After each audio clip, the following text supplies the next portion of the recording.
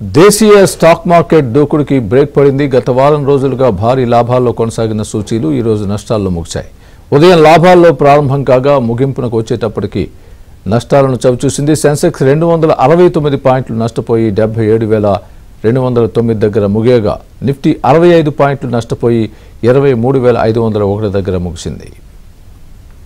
కొనసాగిన సూచీలు ఈ రోజు నష్టాల్లో ముగిశాయి. ఉదయం లాభాల్లో ప్రారంభం కాగా ముగింపునకు వచ్చేటప్పటికి నష్టాలను చవిచూసింది. సెన్సెక్స్ 269 పాయింట్లు నష్టపోయి 77,209 దగ్గర ముగియగా నిఫ్టీ 65 పాయింట్లు నష్టపోయి 23,501 దగ్గర ముగిసింది. కొనసాగిన సూచీలు ఈ రోజు నష్టాల్లో ముగిశాయి.